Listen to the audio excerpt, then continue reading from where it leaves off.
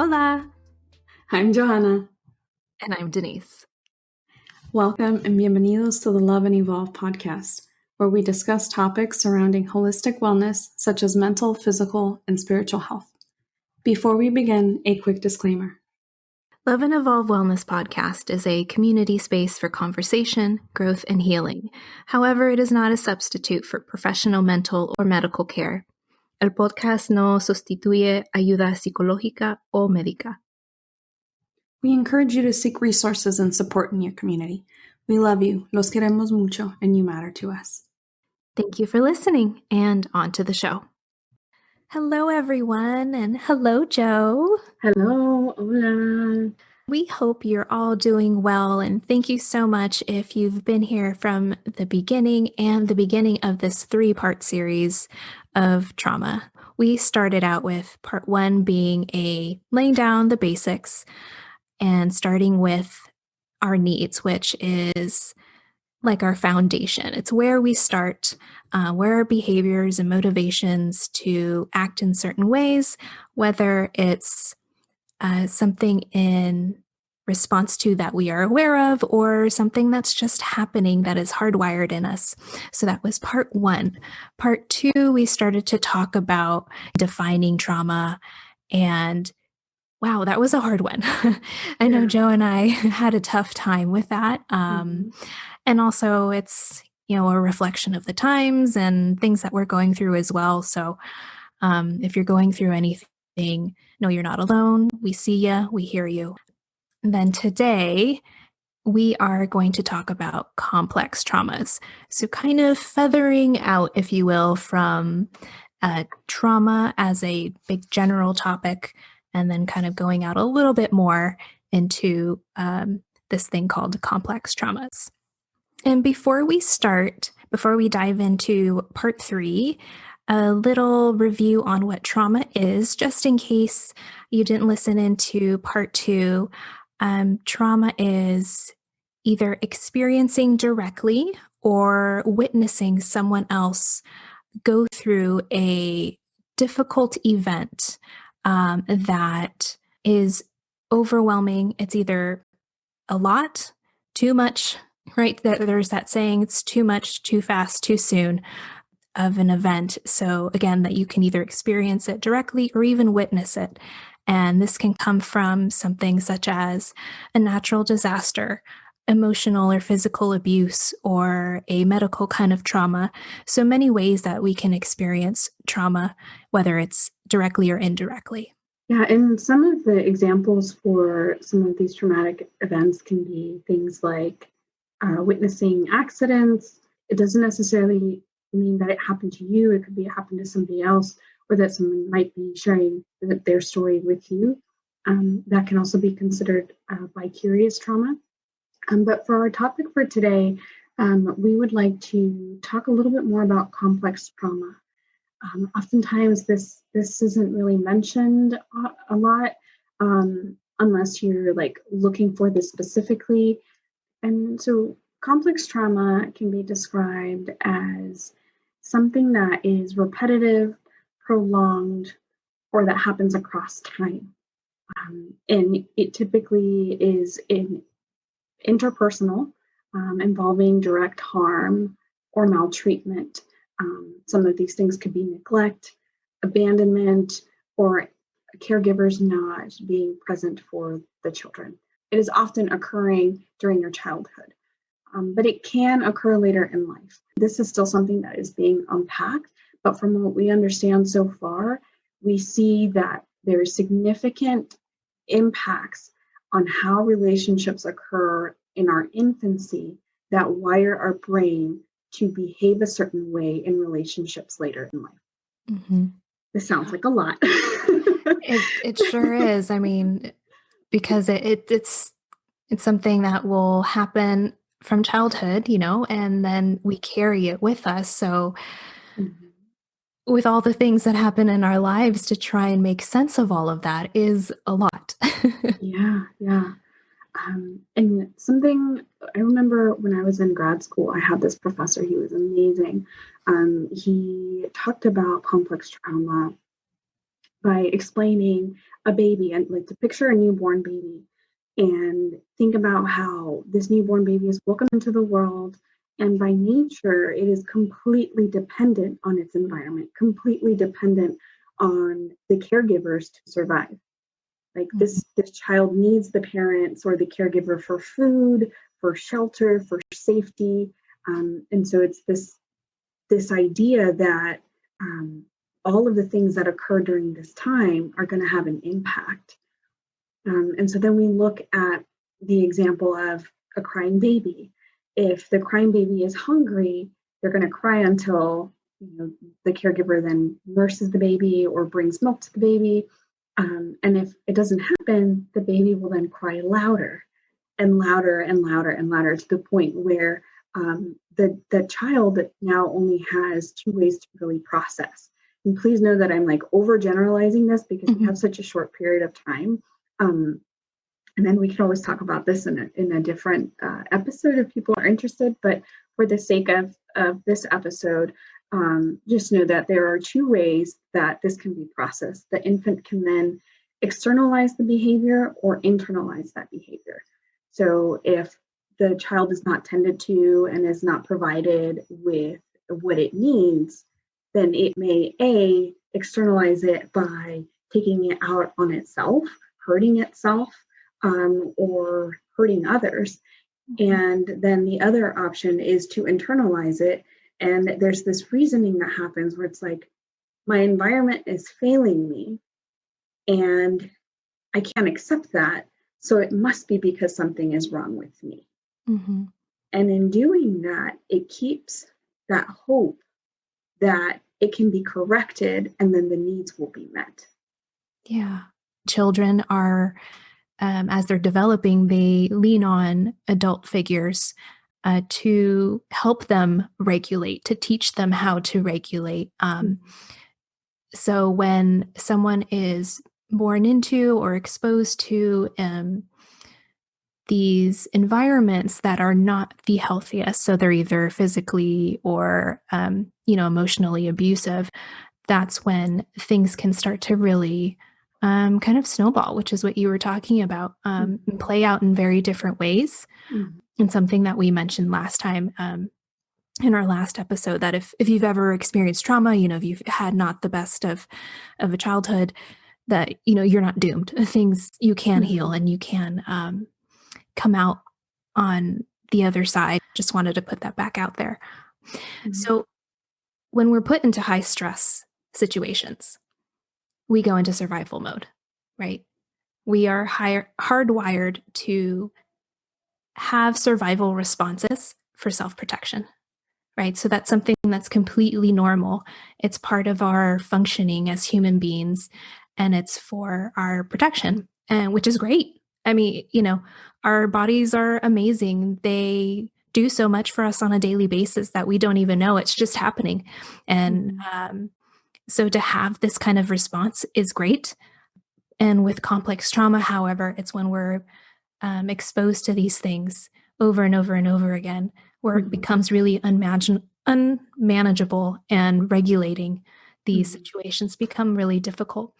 And it doesn't necessarily have to be within a household environment. This can be in like a greater community environment as well. So growing up in areas where going to our needs, that maybe you're not feeling very safe where you live, or maybe your needs of like shelter and food are not being met over time. If you're still being exposed to that and still in that stress, that becomes a kind of complex trauma. Yeah, absolutely. So it's this idea that a lot of the big pieces in this complex trauma definition are seen to happen early in childhood, but they are perpetuated throughout a lifetime with all these other external factors throughout life. So like if in this example where like I'm talking about the baby and the baby's continuously crying, and then maybe the parents are absent but not by choice. Maybe both parents have to work, and maybe the person that is taking care of the child is not available to provide the needs for the child. And so this creates a situation where that infant's brain is wired in a way to behave in survival mode. Kind of like what you were sharing, Denisse, is that, now we have this child who, whenever there are certain conditions in the environment, the response of that child would be to internalize some of that or externalize it if that's the behavior of the child. Because there's so many factors that come into this. We have predispositions, and we also have our external factors. And then we talked a little bit about protective factors in one of our trauma episodes, and all these things come into play. And again, like Denisse said, we're not doomed. But what it is important to note is that this has an impact on the way we relate to people on a day-to-day. If we are not aware that this is something that is happening, we may continue with these patterns that are no longer serving us, that albeit helped us survive up to this point. It may be something worth looking at to see if, maybe there's something here that I'm continuing to do that was helping me, but it's not something that I want to continue to do now, or I want to have improved relationships, or maybe at times it's like I keep falling for the wrong relationships. Why does that keep happening? And sometimes we need to take a step back and take a look at our patterns throughout life. What have my interpersonal relationships look like? What are some of the patterns that I can identify that might be telling me where I need to look to do some deep healing work? Mm-hmm. Yeah, this is quite a lot. I'm even having a tough time trying to get as much information and knowledge, to share as much as I know, in a way to be like, to extend love along with that knowledge, and also to say that I don't know everything. We don't know everything. Right? Right. Otherwise we would all be figured out and it'd be great. Right. Gosh, it's even just in the name complex trauma, it's complex. I mean, I know that sounds cheesy, but it is. So we experience things so very differently. I mean, you could come from loving parents, but the environment you lived in, maybe you were, growing up in poverty, and that really did affect you in such a way that it trickled into your patterns later on in life. And as you were exposed to either experiencing others in poverty or yourself in, think of the Great Depression, where there were, people who lived through the Great Depression who would hoard things, hide money under their bed or in boxes in fear of this might happen again. Or, even if that wasn't the thought that was playing out, but that based on this experience, this did trickle down into patterns, right? And so this was all done as a way to protect themselves. So, it's just, wow, it's really just vast, this whole topic. It can look in so many ways. Again, you can come from the most loving family or loving environment, but something happened to you that you processed in a certain way. And for you, know that if you are feeling pain, it is real. And just because someone else says, oh, that's not how it happened, I didn't experience it that way, that does not mean that your experience is canceled out. You experienced it how you experienced it, and that is real, true, and valid. And that also plays into this complex trauma, that it will be then, amplified, if you will, for a loss of a better way of explaining this, the more that you are exposed to these traumas. And when someone says, oh, that's not how it was, either you're blamed for your feelings, they're not validated, they're ignored, they're denied, systemic racism, hello. That just adds up and it eats away at you. And it may all of a sudden just come to a point where it's like too much, and you just realized, wow, all of these little, and not little, but over time, these things add up, and It's constant, repetitive, just over and over. It can be exhausting. Exhausting. Yeah, exactly. So it doesn't have to look like this one big traumatic event. I mean, we're not doing this comparison game, right? It's a matter of how it affected you and how that event, that traumatic event happened to you, how you experienced it or witnessed it. It's not so much about it being you had to have lived through a natural disaster, to be able to experience complex traumas. You could experience bullying, and then it just adds up, and then other things that happen in your life that add to that.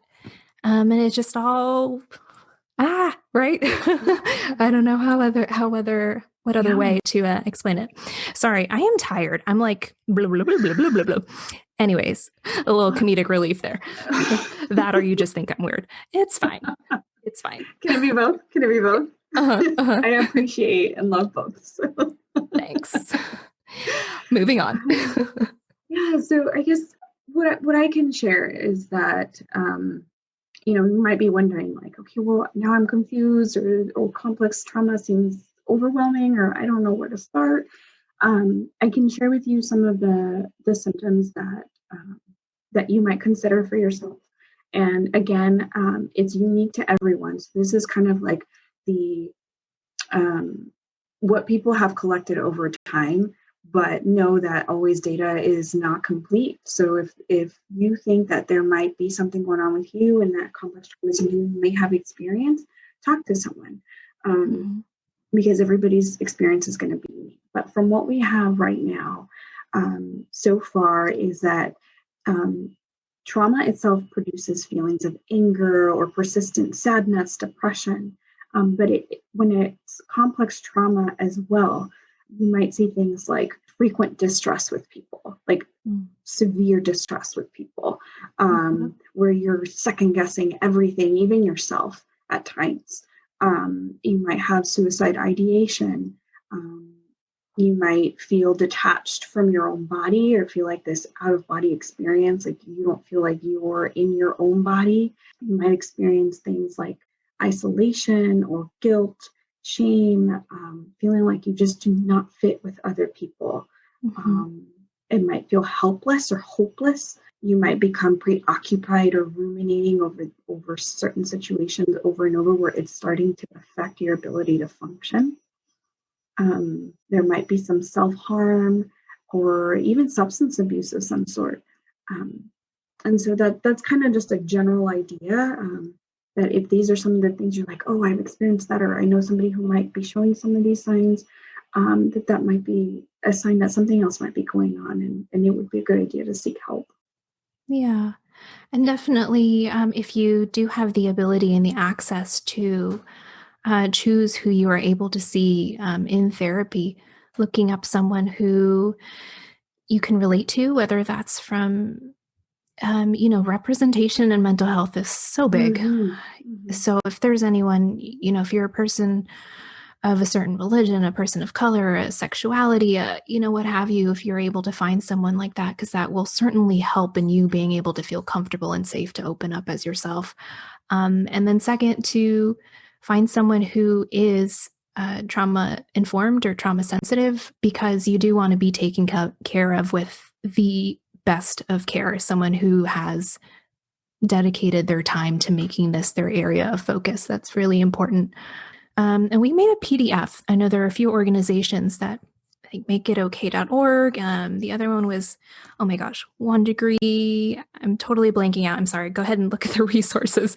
But there are community organizations who are working to help link people with help, with mental health help. And also, wow, the type of work that might be happening. Maybe we should talk about that, what someone might expect or can expect once they begin that kind of work.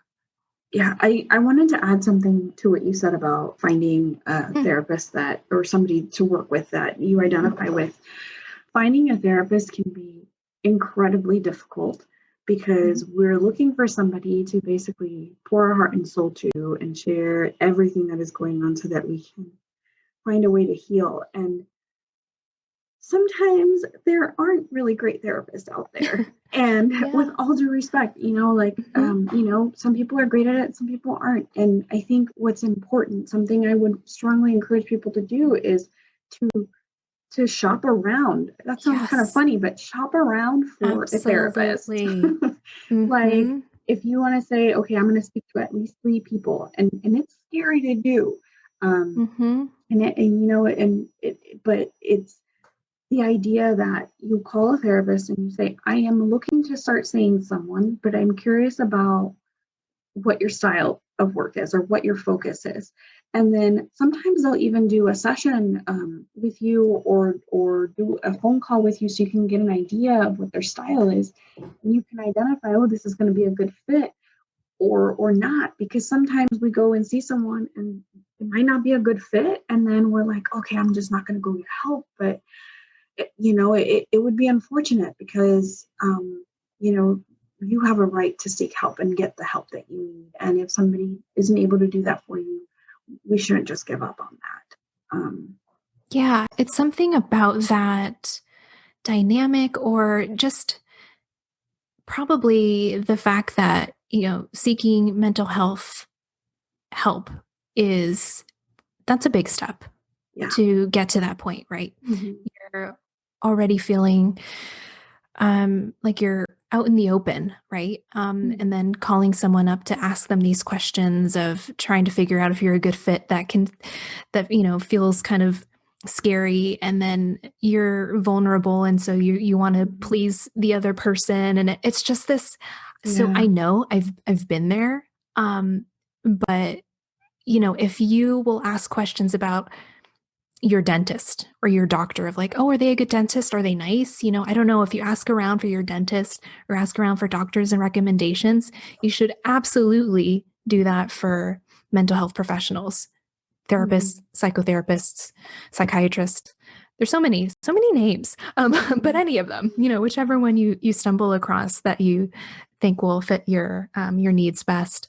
Yeah, it's okay to move on and say, this isn't quite what I thought it would be like. And I think I need to keep looking to find the right client therapist dynamic that I will benefit most from.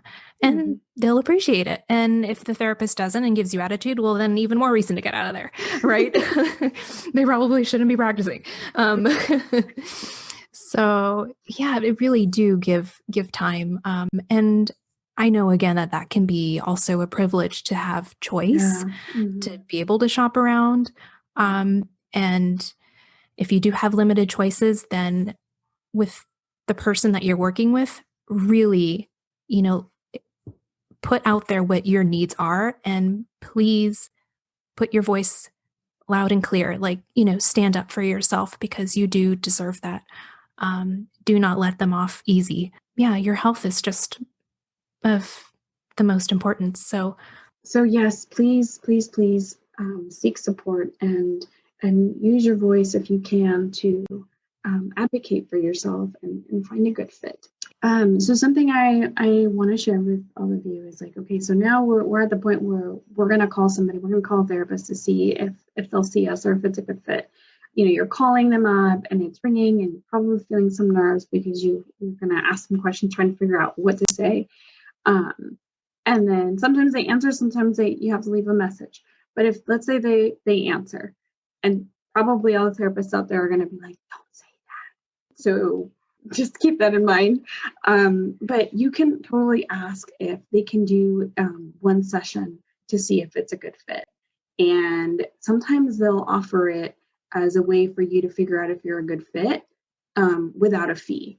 And especially if they're like a training institution of some sort. But it might also be independent therapists or even therapists in the community will offer this as an option. So, but if you don't ask, you don't know, and they're also not going to advertise it. So just know that it's also an option.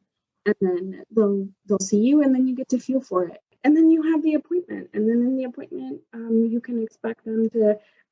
There's different styles of therapy. Like some people will ask you to tell them what you're there for. and others will ask you lots of questions. There's some that will reflect everything back to you. And it's just a matter of figuring out, like, what is it that you need? Maybe even before you see or call someone, and say, what kind of help would I need? Am I the type of person that needs somebody to tell me straightforward what's going on?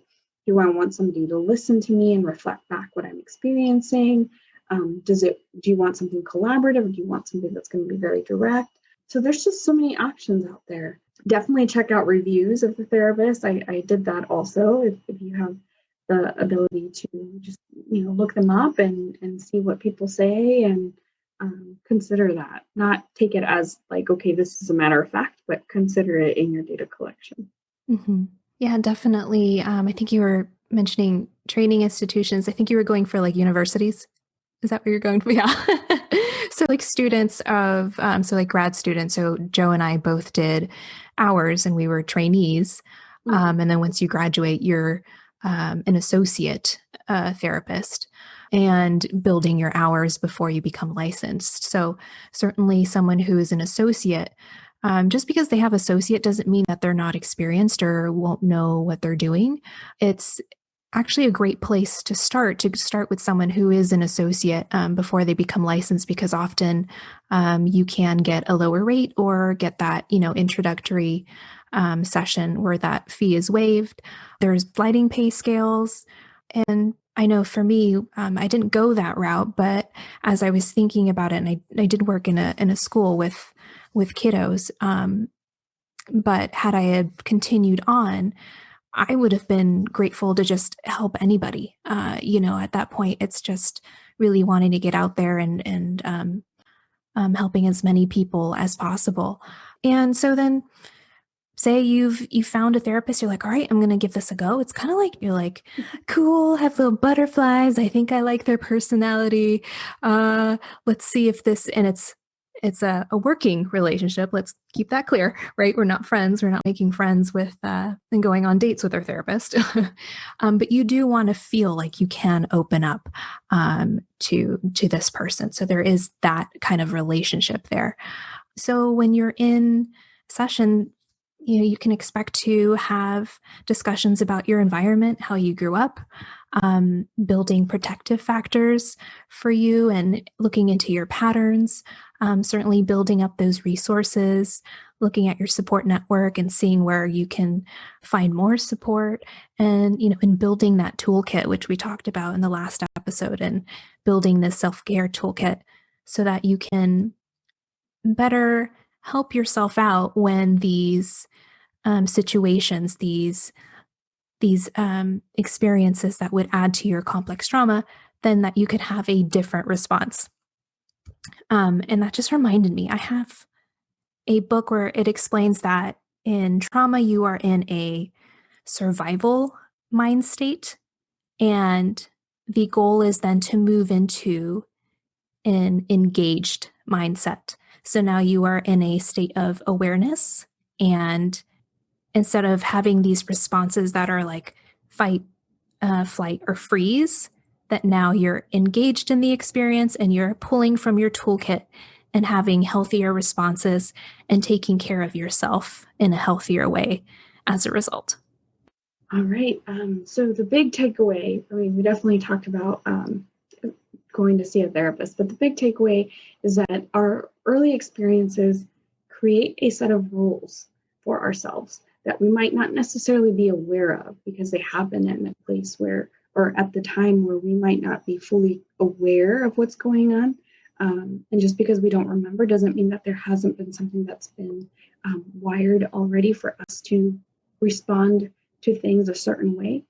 And these set of rules tell us how to relate to others and how to maneuver our emotions, which are not just psychological, but can also be physiological, which is when you experience things in our body. And if we feel sick often, or we have somatic symptoms, that could be a sign that there is some psychological work that needs to be done specific to complex trauma, and not always, of course.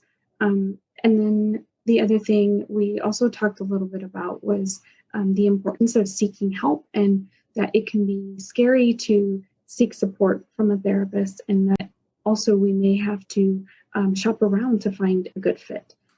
to find somebody that we feel comfortable with, that we feel can understand us as we are. And I guess we'll close with the idea that it's important to know all of this, or to at least have some kind of familiarity with it, because in understanding it, we activate our awareness. And healing happens when we begin to have awareness of something. If we're constantly just taking actions in an autopilot, then we may not necessarily be in a place where we want to be. I hope that makes sense. Yeah, and also a bit of gratitude for our bodies, and for them. Your body is doing its best to protect you in the way it knows how. So that can be really humbling, and I'm just so in awe of this book that I'm reading. I know I mentioned it last time, but it talks about that, of like all the things that are happening. And so to think, wow, body, you were doing that to protect me. You went into fight, flight, or freeze mode to protect me. Thank you. Let's dial it back a bit, but I see what you were doing there, and I will now take it from here. So in putting it into that perspective of your body is not working against you, it is working with you in the best way it can, and that it doesn't know what is going on in the outside. It's, go to caveman days. I don't know, think about it. They didn't have all that we have going on around, all of the stimulus. So our bodies are doing the best it can. Yeah, just giving yourself a little bit of gratitude for that, and some compassion there, and meeting yourself where you are. We've talked so much about how our childhood experiences can impact our future relationships, and the way we treat our own bodies, and how we talk to ourselves, and how we relate to the world. And what I'm inviting us to do is to validate those things as our own experience, but also to honor our past, because from what we've experienced, there is strength, and there is ancestral wisdom that we carry. And we have to remember that, because if we think of our experience as solely this negative thing, then it can keep us locked and prevent us from freeing ourselves and healing ourselves, and being able to move forward into abundance. Yeah, I love that. Yes, thank you. That made me feel good. Well, everybody, thanks so much for joining us on this journey, this 3-part series. It feels a little ambitious, but I'm glad we did it. We really wanted to do this, Joe and I. So thanks for bearing with us with our emotions and our roller coaster of emotions, and processing and talking about this topic with you, and for being here with us in community. So thank you so much. Wow, we did it. 3 episodes. 3 episodes on drama. Yes. And growth. Oh, yes. And more to come. So please let us know what you want to hear from us. We love to hear from you. So just, you can leave a comment on one of our posts if you like. Send us a DM. Either way, just let us know. Yeah. We're all ears. We're all ears. And also, Denisse and I were thinking for our next episode, because we tackled so much in these 3 trauma mini-series, that we thought maybe we'd share a little bit more about our experience as we've become podcasters, and just kind of share a little bit more about our experience recording and what it's been like, and I guess throw in a couple fun bloopers in there. So if you want to join us, that is what to look forward to in our next episode. Yeah, well, we will work on that. I'm tired. I think it's like we do this late. So again, thanks for bearing with us. Good night, everybody. All right. Good night. We love you. Bye. Bye. We thank you for sharing your time with us, and for listening to the Love and Evolve podcast, where we share tools, resources, and education on topics that cover holistic wellness, encompassing mind, body, and spirit. Find details on how to stay connected with us in the show notes. We'd love to hear from you. Les damos un fuerte y enorme abrazo. ¡Mua! Mwah.